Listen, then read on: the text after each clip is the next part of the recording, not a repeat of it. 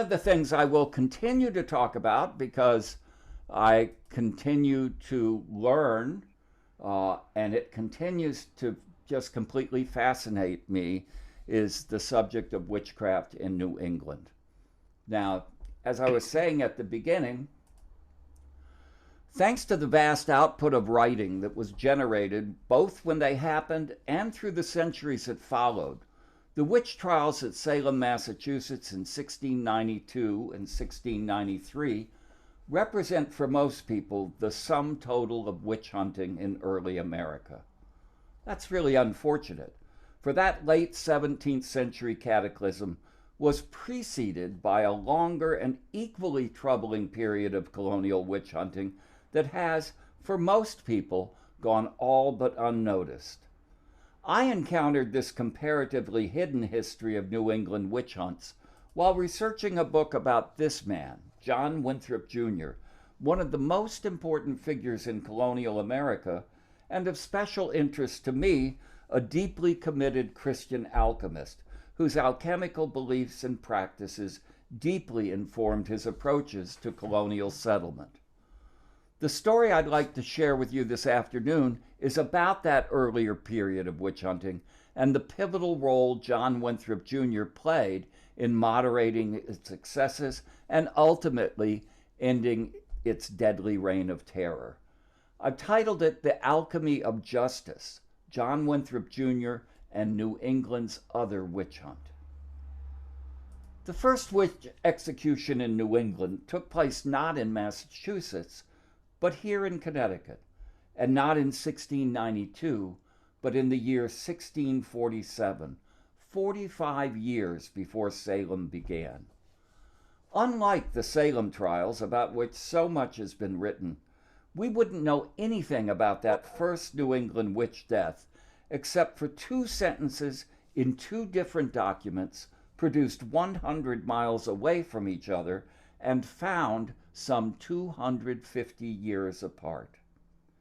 Sometime between March and May 1647, Massachusetts Governor John Winthrop, whose journal history of New England is one of our most important historical sources from this period, wrote in that journal the following sentence: one, and he left a blank, of Windsor, arraigned and executed at Hartford for a witch.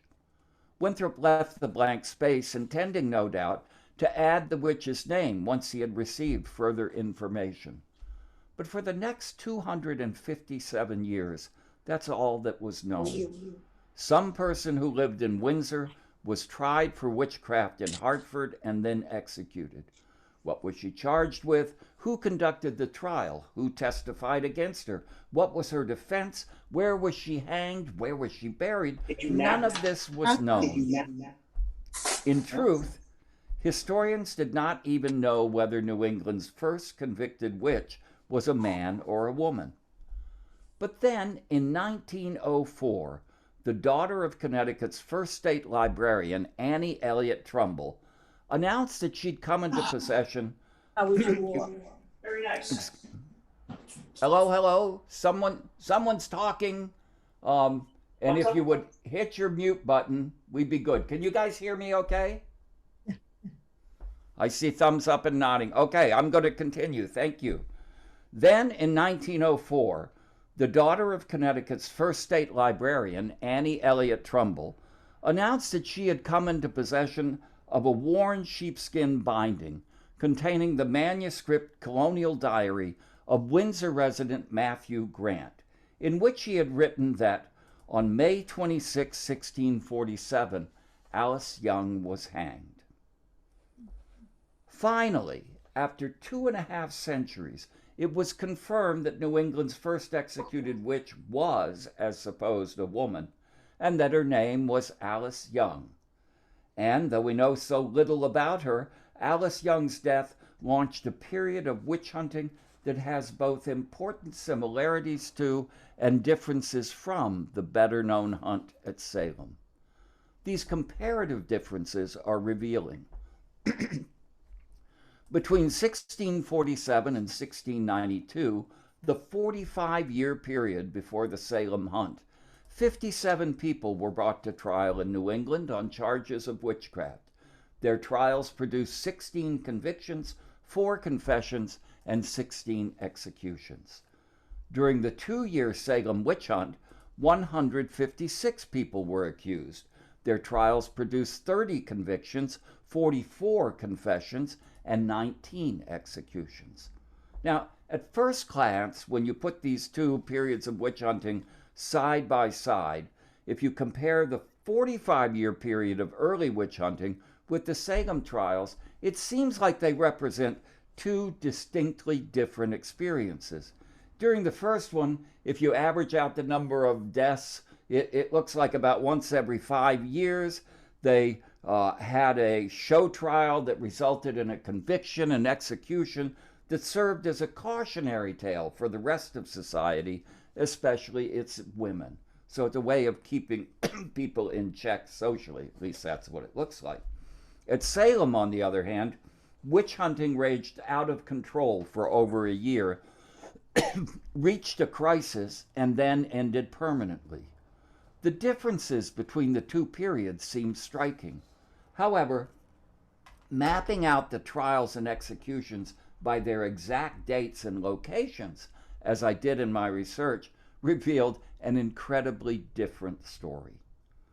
All the people hanged for witchcraft in the early period were executed not during a 45-year interval, but rather during the 16-year period between 1647 and 1663.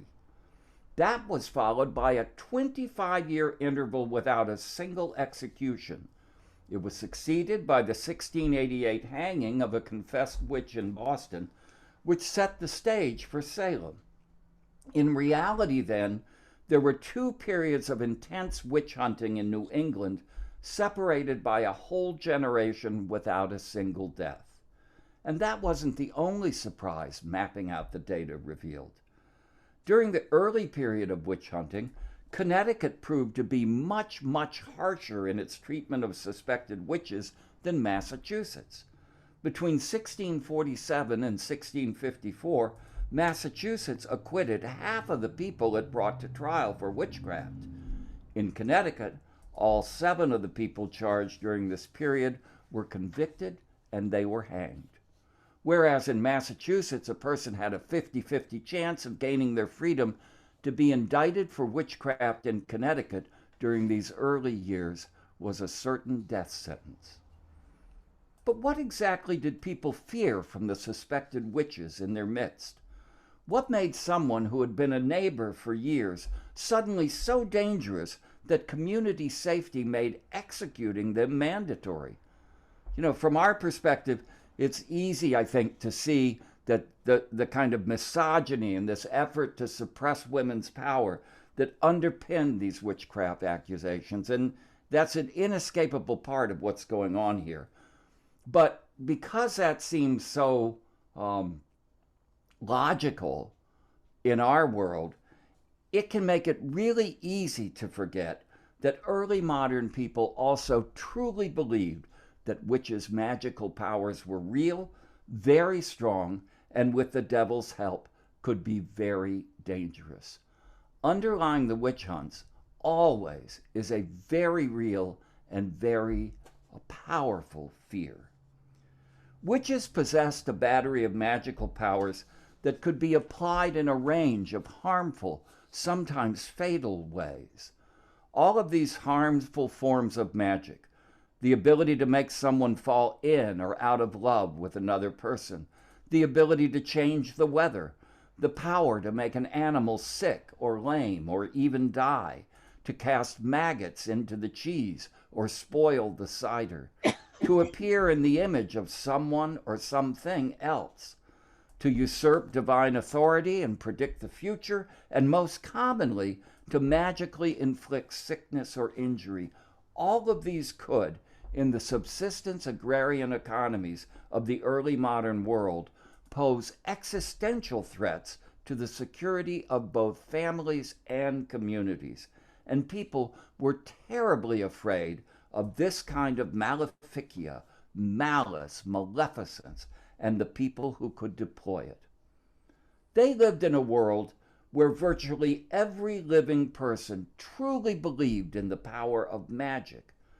Their universe was filled with occult, a word that literally means unseen or hidden, forces. These unseen forces emanated from the stars, planets, God and his angels, the devil and demons, and planets.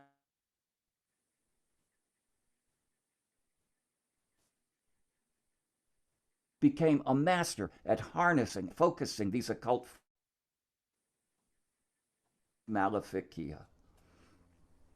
It's not goals different from those of the early modern alchemists, the top scientists of their day, who sought prayerfully and with God's help to use the rudimentary existing scientific methods and their own understandings of natural magic and science to harness these same occult forces, not just to make gold, as most people believe was the great goal of alchemy, but also to achieve other advances that would improve the lives of all humankind, and, they hoped, trigger the onset of the Christian millennium.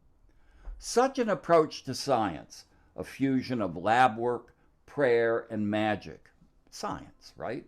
Lab work, prayer, and magic, in pursuit of goals that were both practical and religious, that just seems irrational today. But we live in a world that has established solid firewalls that distinctly and markedly separate religion, science, and magic. Each of them has their own isolated sphere of operation, with virtually no overlap or interface among them.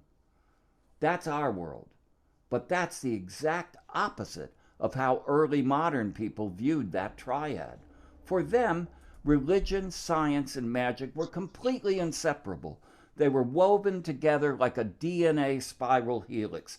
They were so interdependent that you couldn't tease them apart. You couldn't even believe in the influence of one without accepting the vitality of the others. Without magic, no religion. Without religion, no science. And that was why everyone in the world of the witch hunts believed in and feared the awesome power of diabolical magic to do evil. And in Connecticut, that meant that for any person charged with witchcraft between 1647 and 1655, there was simply no escape. Each was convicted and each was hanged.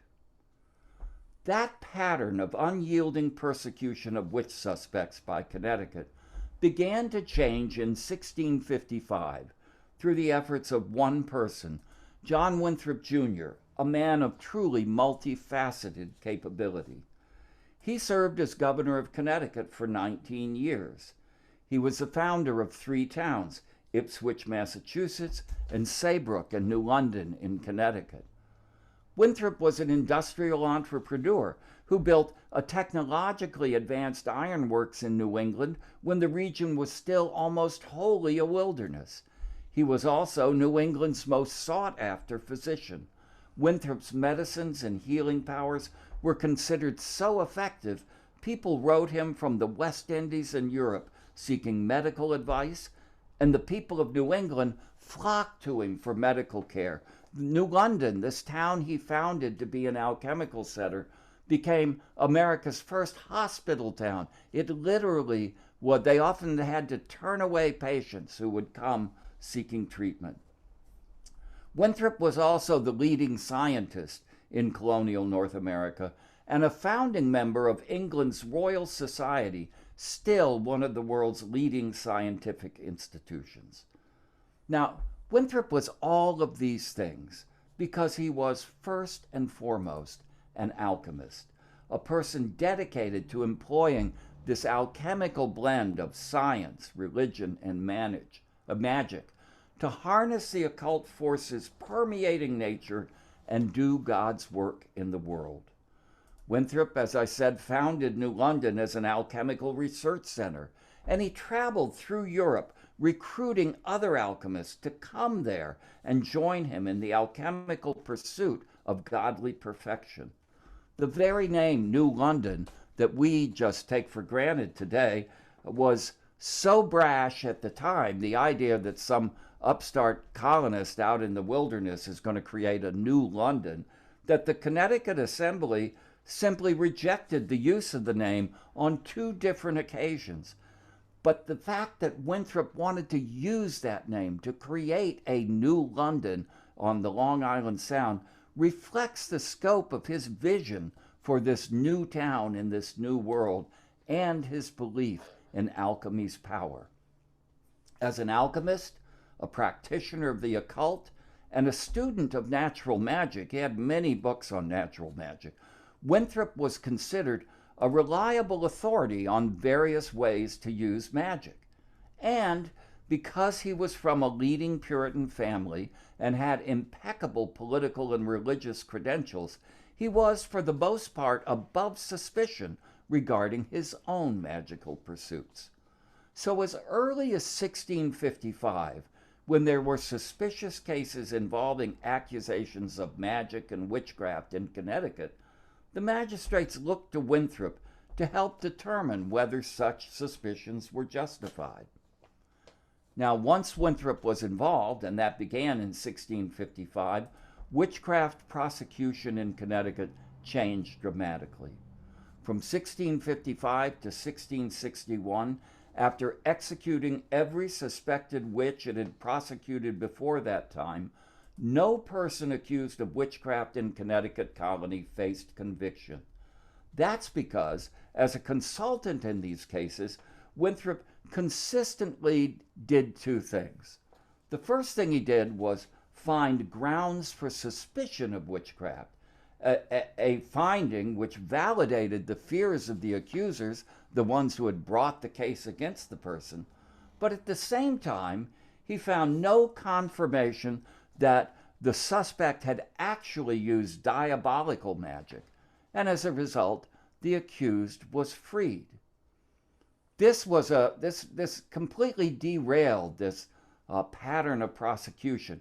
It was effectively stalled by Winthrop, and when he was elected governor of the colony in 1657, he got additional authority over the legal process. So he could be expected to continue this, indefinitely.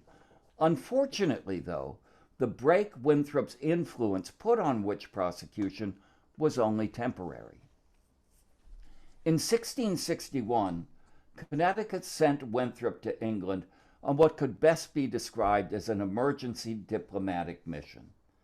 England had restored the monarchy in 1660, installing Charles II, son of the king the Puritans had beheaded just 11 years before, on the English throne. The New England colonies, the Puritans of New England, they were worried. They had not only heavily supported the war against the new monarch's father, they were harboring several of the regicides who had signed King Charles I's death warrant. Connecticut, as a colony, was in a particularly vulnerable position since it had been founded without royal permission and had never received a royal charter from any king. Faced with the possibility, the very real possibility, that the restored king would effectively institute a royal takeover of the colony, Winthrop was sent to try to smooth things over with the king and, if possible, get Connecticut a royal charter. A very tall order given the political situation at the time, but there was simply no alternative. And so Winthrop sailed for England in the summer of 1661. In Winthrop's absence, witchcraft trials began anew. He went down the river, the trials started up. In Hartford, in the middle of the night, an 8-year-old girl named Elizabeth Kelly awoke in excruciating stomach pain. She screamed for her father, and she told him Goody Ayres, a woman known for spreading stories of encounters with the devil, was tormenting her. She begged her father over and over again to send for the magistrates to arrest Goody Ayres and make her stop hurting her. Her father, thinking it an illness, resisted the child's pleading, but she continued calling out for him to do something throughout a 2-week-long illness. And when Elizabeth Kelly finally died, saying with her last words, "Goodyear's chokes me," her father then did send for the magistrates, and all hell broke loose in Hartford. Kelly's death unleashed a torrent of witchcraft executions. New witchcraft victims screamed their presence as the Hartford witch hunt saw a year of panic that produced 8 witchcraft trials in as many months. The colony was riveted by fear it was under diabolical assaults as witnesses were deposed, suspects interrogated, and trials set. The trials themselves became these mesmerizing performances of social pathology where, without an authoritative moderating presence like John Winthrop Jr., witch haters had a field day. Rejecting guidelines by English authorities that this practice not be used, 2 accused persons in the Hartford trials were subjected to the water test. In this test, suspects were bound hand to toe and dropped into the water, most likely because it was Hartford, the Connecticut River. And they were dropped in to see whether they would float or sink.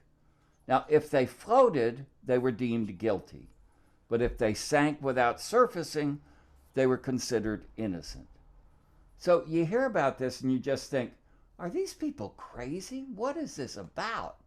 But in fact, it's incredibly logical in the world that I've been describing, in a world where religion, science, and magic can't be separated, where they are deeply intertwined. If you accept that view of the world, then the logic behind this test is impeccable. The theory is this: it was a magical theory, but with a spiritual foundation, and it made sense, but again, only in a world where religion, science, and magic were inseparably entwined. And here's what they said. Since a witch had, in covenanting with the devil, rejected the waters of baptism, the reasoning went that the waters would now reject the witch, causing her or him to float to the surface. So if a witch floated, obviously that's the waters rejecting the witch and providing proof of their guilt. Now, I haven't found the manual that says how long you leave them down to show that they're innocent, but it must have been a while. But anyway, in Hartford, both suspects failed the test.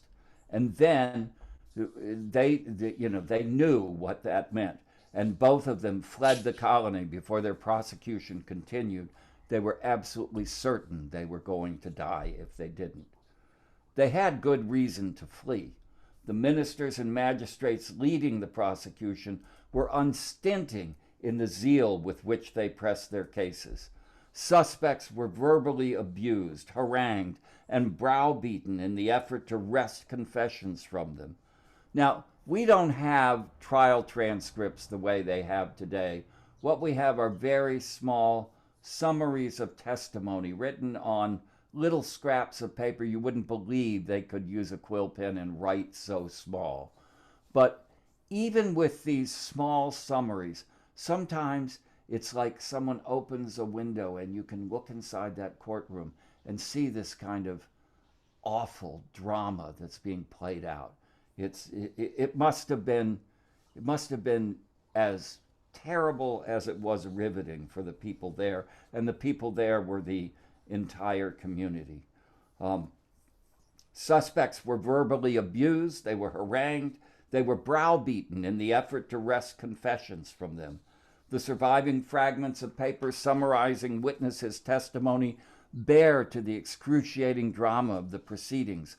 Under interrogation by Joseph Haynes, the lewd, ignorant, and considerably aged Rebecca Greensmith became so mad that she said she could have torn him in pieces. She knew she wasn't guilty, and she was as much resolved as might be, she said, to deny her guilt. But Haynes just kept up a relentless assault, and finally Greensmith crumbled. She said she felt as if her flesh had been pulled from her bones, and so she couldn't deny any longer. Now, Her subsequent confession provides this indication of what those interrogations were like, and this kind of seamy, salacious nature that they had. For part of her confession was an admission, think about this, that the devil had frequent use of her body with much seeming delight to her. Imagine the kind of questioning that could have produced that kind of response. I've given a lot of thought to what's going on here. Why is it that in many cases wealthy, certainly educated, the most incredibly powerful men in the colony, when confronting these usually poor, socially impoverished, weak, and often addled women, why are they so fierce and ruthless in their assaults? And I found the answer in reading the witchcraft manuals, where the instructions are very clear. They're like, don't think for 1 minute that suspect before you, no matter how weak, no matter how frail they seem, is at all weak or frail. Oh no, you don't understand that if she is a witch, she has beside her, unseen by you, but giving her strength, the most powerful force in the world, in the universe, next to God. She has Satan. So you've got to attack and attack and attack, because the devil can do you in if you don't. And that's how we got these to us, horrible, even disgusting trials. By the time John Winthrop Jr. returned to Hartford in June of 1663, 4 people, Mary Sanford, Rebecca Greensmith, her husband Nathaniel, and Mary Barnes of Farmington, had been hanged. As many as 5 others, certain they were heading for execution, had fled the colony, forfeiting all their possessions, in one case a very young child. One man had been acquitted, and another suspect, Elizabeth Seeger, had been narrowly acquitted once, but was already charged a second time as a witch.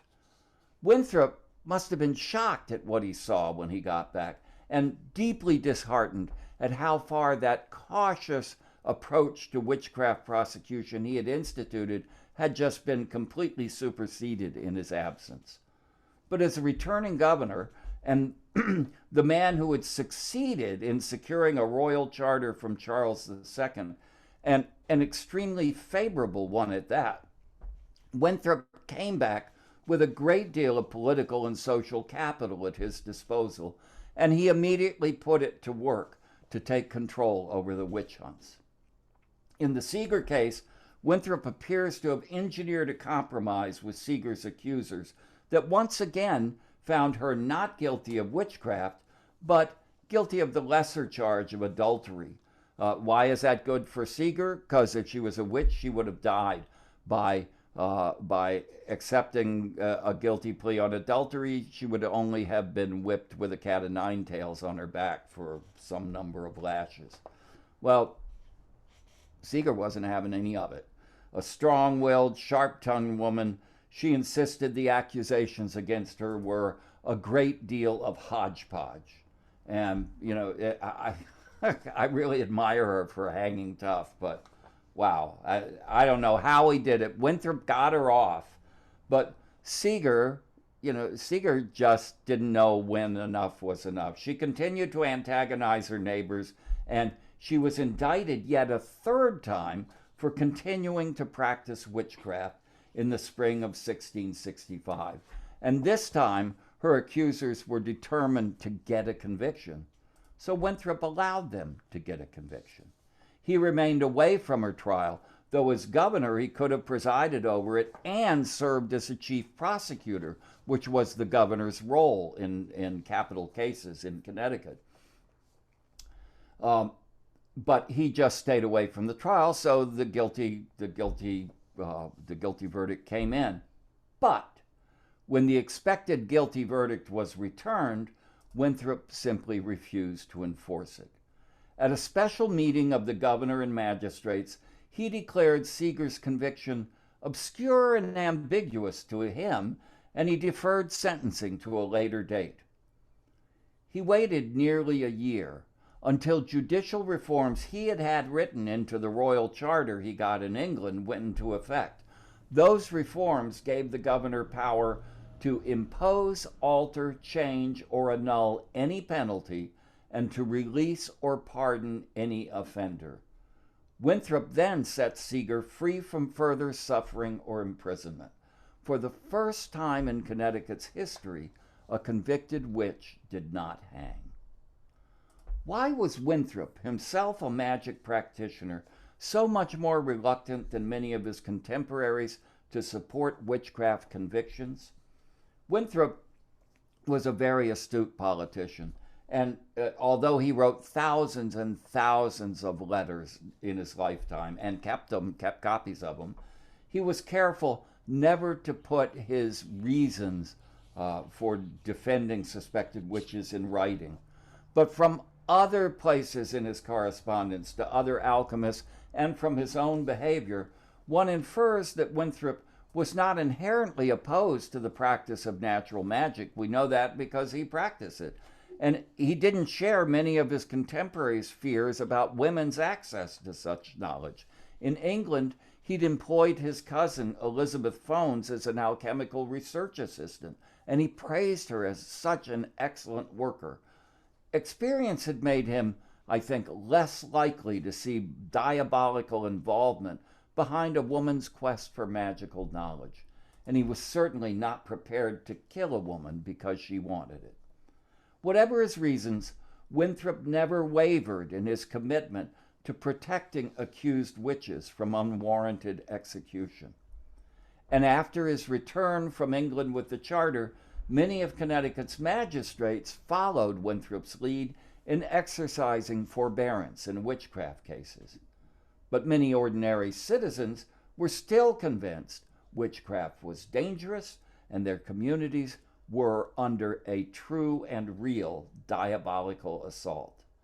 As much as they admired their charter-winning governor and their medical expert, and they did admire him a great deal, some people began wondering after the Seeger case, though probably in whispers, just why the alchemical governor was so soft on witchcraft prosecution. These tensions over how suspected witchcraft assaults should be handled came to a head in the 1669 case of Katherine Harrison. This was the pivotal case in the transformation of witchcraft prosecution in Connecticut.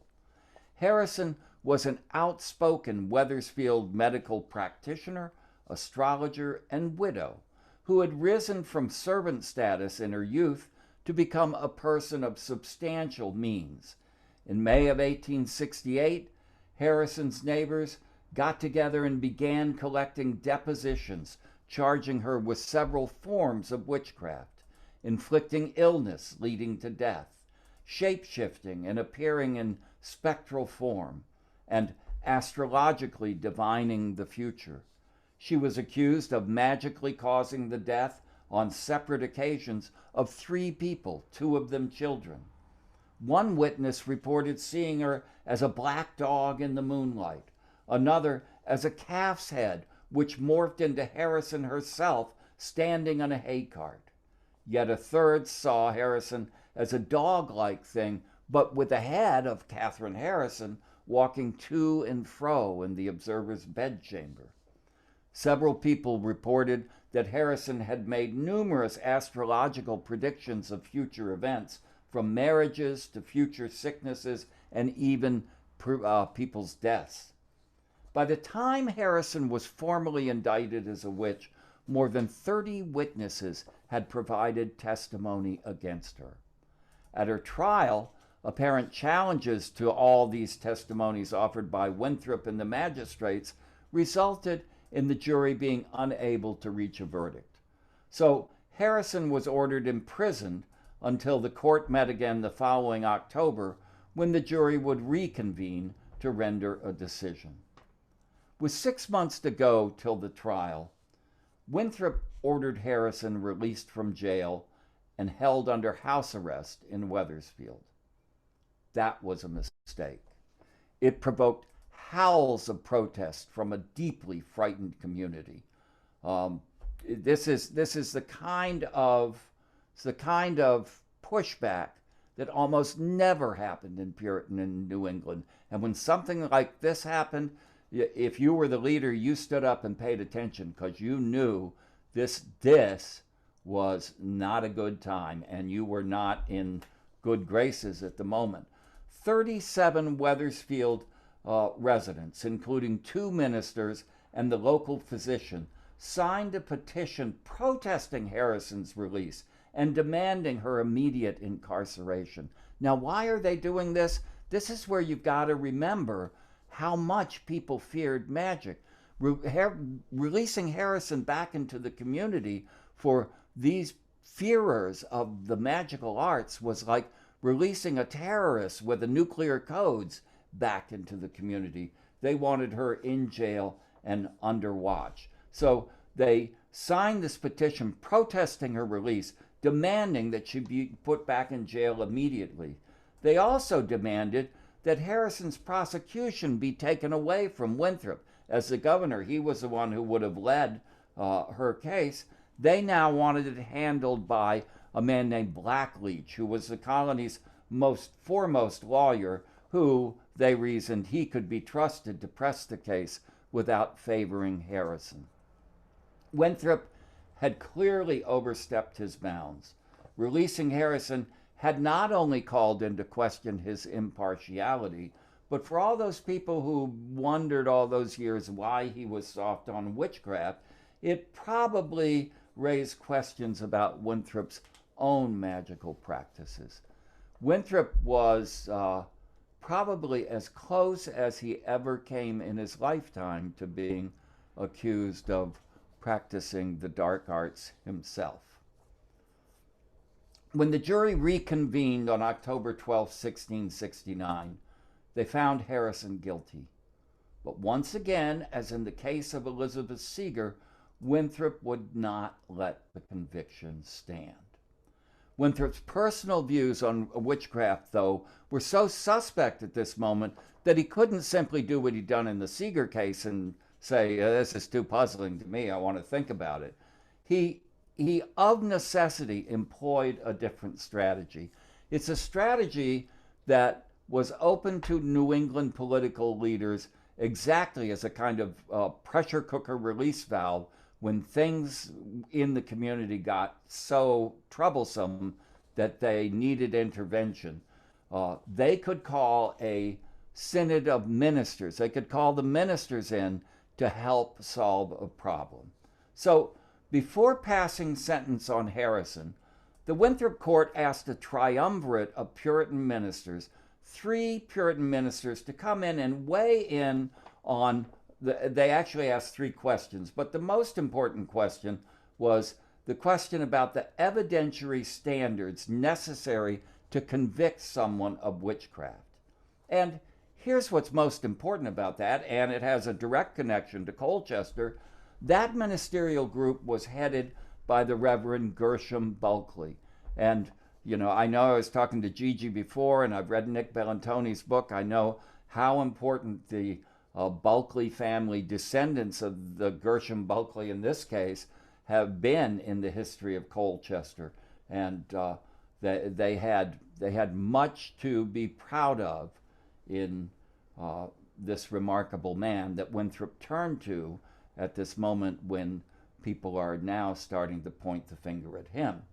Now, Winthrop selected, Bulkeley, by the way, wrote the opinion of this synod, and he was handpicked by Winthrop for some very important reasons. Bulkeley, he was a close friend of Winthrop, and he was, like him, both a physician and an alchemist. Bulkeley had studied alchemy under Winthrop's direction, and he shared both Winthrop's interest in magic and his skepticism about witchcraft allegations. So when Bulkeley answered these questions that Winthrop had asked, and he asked them as kind of matter-of-fact, neutral questions, what standards of evidence do we need to convict a witch?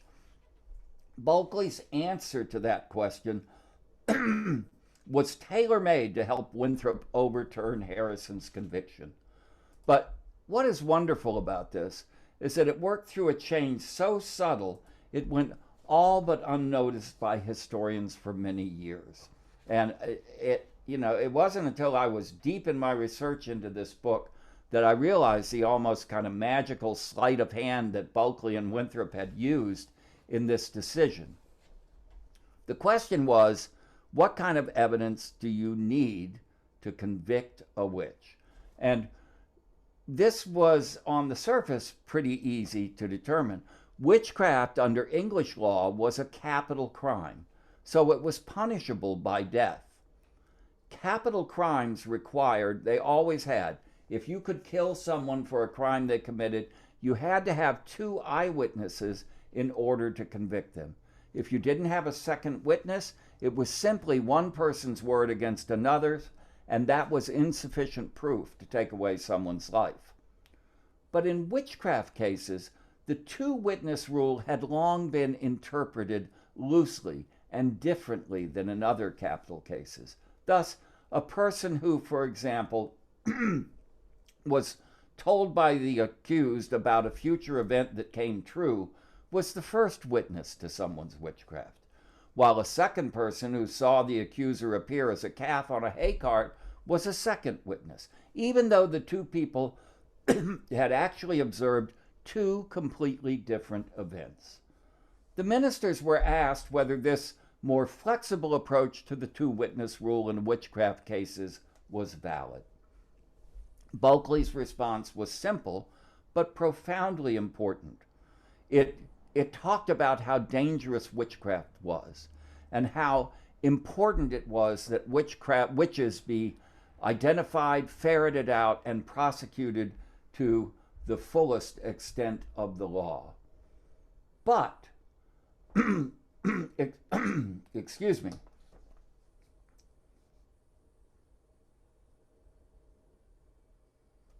but Bulkeley's response was profoundly important because what he said was this: you need to apply the exact same standards used in other capital cases to witchcraft.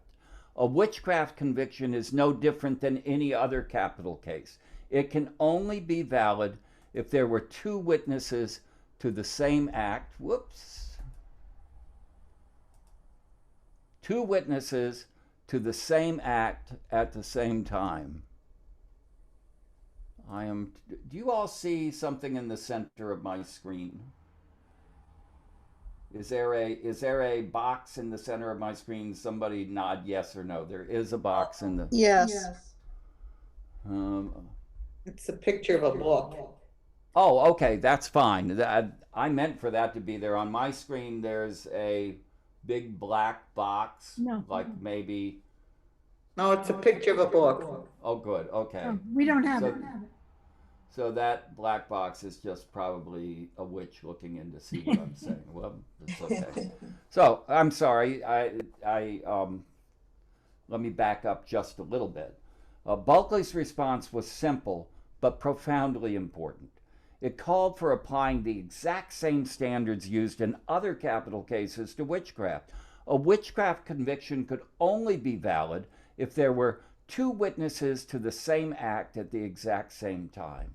So even as Bulkeley's decision profoundly and very, very outspokenly reaffirms the importance of prosecuting witches and long-held standards for capital convictions, what it was doing at the same time was dramatically contracting the grounds for convicting any accused witch.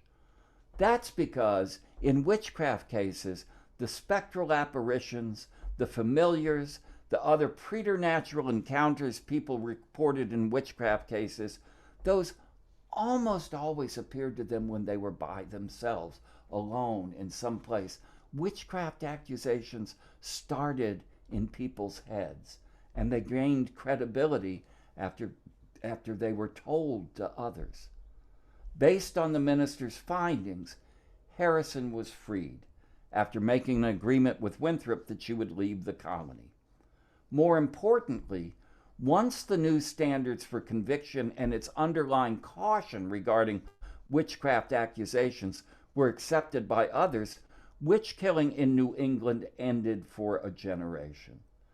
Only in 1692, when an entire group of girls publicly writhed in witch-inflicted agony before the entire community in a Salem, Massachusetts meeting house, was the new, more guarded standard of the two-witness rule fully met in a witchcraft case, with consequences so horrific that the ensuing tragedy in Salem has become the icon of American witch hunting.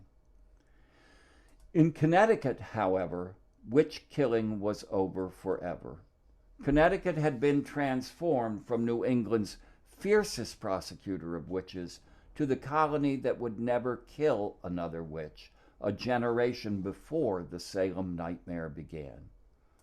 The irony of Connecticut's great shift in attitudes toward accused witches is that it was brought about by a governor who himself knew the occult, a minister who was his protege and acolyte, both of whom practiced natural magic and understood firsthand what the limits of magic could be. Together with Bulkeley, who shared his practice and understanding of the occult, these two men implemented a minor change in a legal interpretation that put a permanent end to a terrible state-sanctioned punishment in Connecticut. And for that, I think we have great good reason to admire Gershom Bulkeley and his descendants for many generations to come. So that's my story about New England's other witch hunt, and I hope you're able to follow it along. I know I kind of stumbled in a couple of places, but I'd be very happy. If you'd like, you can just unmute, and if you have any questions, I'd be happy to try to answer them. And I thank you so much. I'm stunned that so many of you are here, and I thank you for taking the time to come listen. Oh, I have a question. Sure. So, in England, if they convicted a witch, did they burn them to death? You know, this is really interesting. On the continent in Europe, convicted witches were burned at the stake, the most horrific death. But in England, they weren't burned at the stake. They were hanged. And the reason they were hanged is because witchcraft had a kind of dual function in England. It both was a capital crime, but it also was treason against the king, because the king was the head of the church.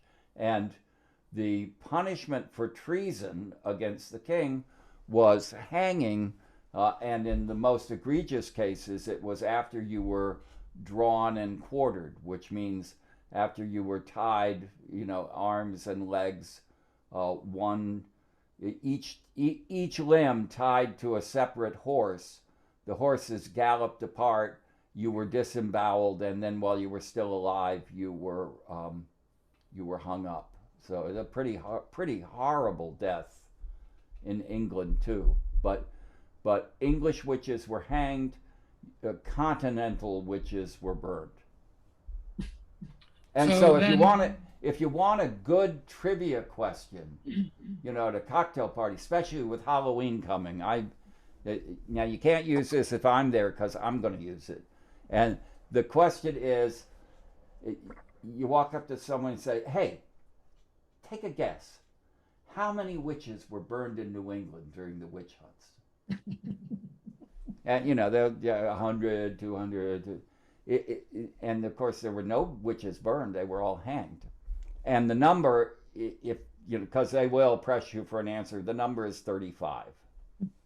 It's kind of ironic that on the continent, in Europe, from 1500 to 1700, they think as many as 100,000 or more people were executed as witches. But who gets remembered? It's New England and Salem more than any. So, Yeah. So where would they bury them?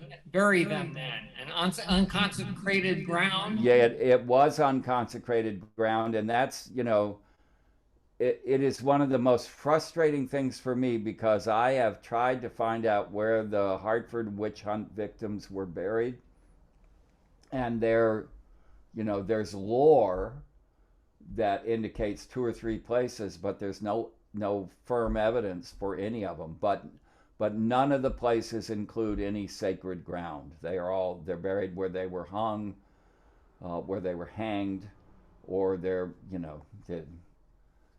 are not allowed to be buried in churchyards. Mm.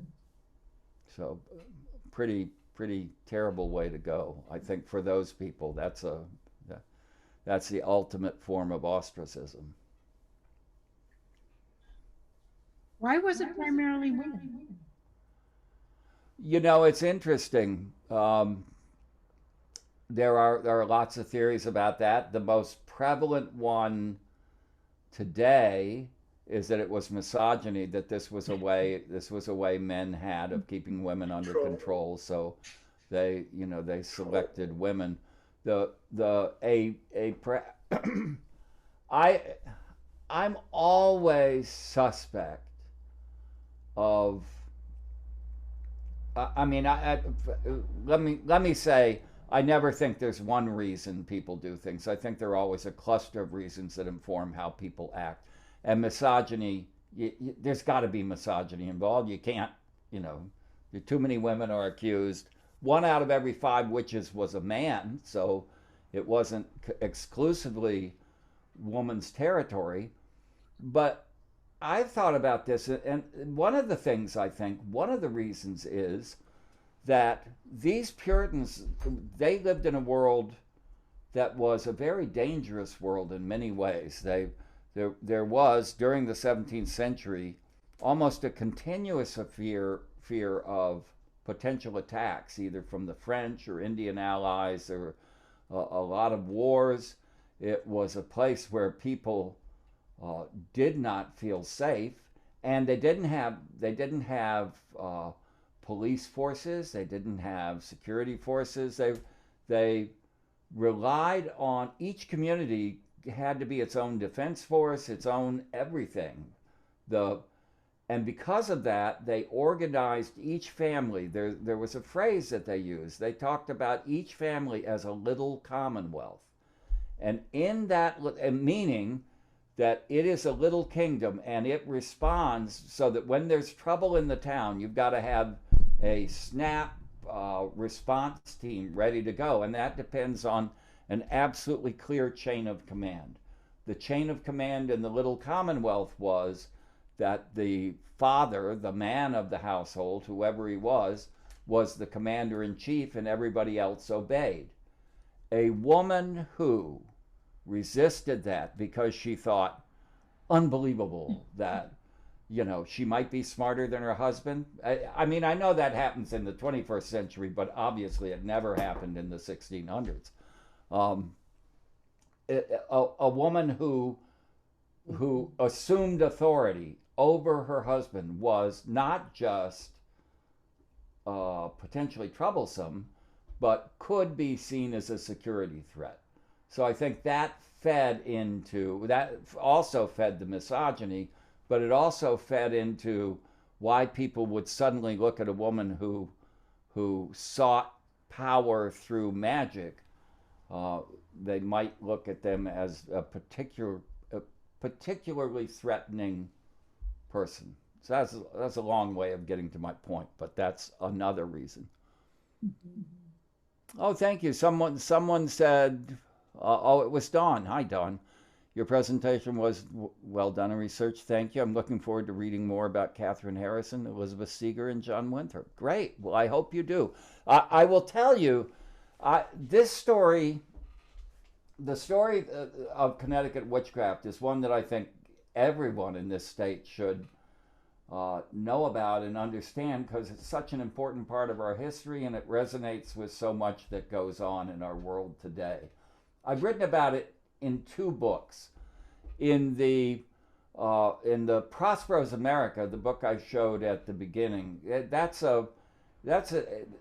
that's a deeply researched story, lots of footnotes. It's, you know, it's academic. If you like denser reading, that's the place to go get more details than you ever really wanted. Can you put But- that book back up, please? So I can- Sure. Thank you.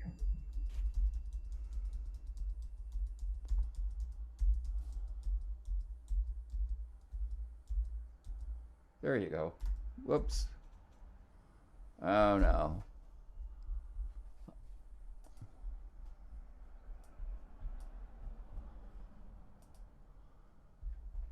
How's that? Can you see it? Yes, perfect, thank you. Oops, there you go. So I have the witchcraft story as a kind of academic read in Prospero's America. In my book, Creating Connecticut, which is a collection of 24 stories written for the public, not written for academics, it's got the same information without the same information in a I think more readable and more engaging manner. So I hope you would, you know, want to read one or both of these books. The Creating Connecticut has lots of really good Connecticut stories in it, and Prospero's America really presents a different Connecticut than I think people have seen in the early years. So, to my way of thinking, they both are, you know, a little bit interesting anyway. But I would encourage you to pick the book based on your level of interest in exploring the topic in depth.